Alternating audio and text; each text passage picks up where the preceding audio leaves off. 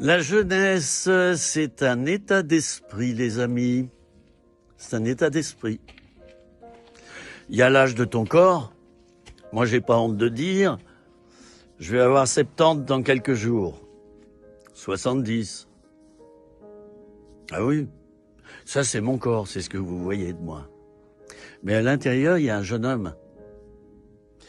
Il y a un jeune homme qui continue à réfléchir, qui continue à être enthousiaste, qui continue à s'émerveiller, qui continue à vouloir du changement pour lui-même.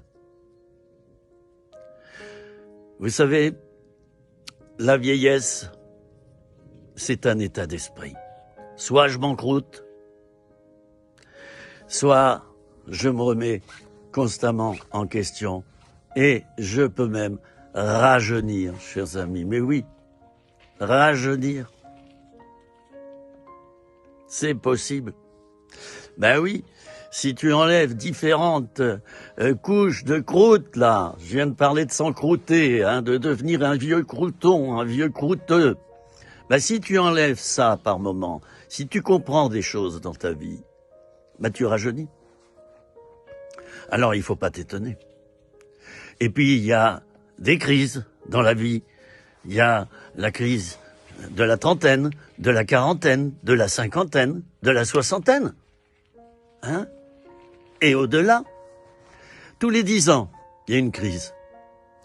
Tous les 10 ans, l'être humain est quelquefois mal dans sa peau, il remet tout en question, il fait une analyse des 10 années passées, et ben voilà, il y a un malaise.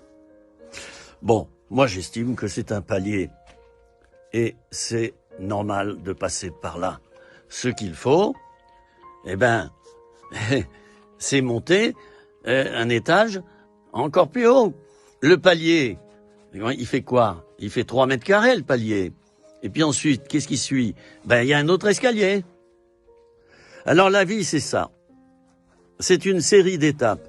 Mais le plus important, mon ami, mon frère, c'est de garder ton état d'esprit jeune. Reste jeune. Ne te laisse pas voler ta jeunesse. Ça, c'est quelque chose de sacré. Ne te laisse pas voler ta jeunesse, ton humour, ton esprit pétillant, ton esprit enthousiaste, et quelquefois faire la fête. Moi, je vais dans des assemblées, quelquefois, même des assemblées de prière, c'est triste. C'est morne. On dit triste à en mourir.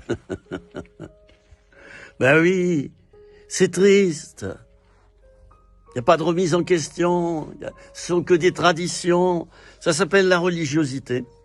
La religiosité, c'est tout un ensemble d'éléments que nous mettons ensemble pour créer une religion, laquelle est censée être Dieu, finalement. Il y a tromperie sur l'article. Moi, je ne suis pas dans la religiosité. Ceux qui me connaissent bien, ils le savent.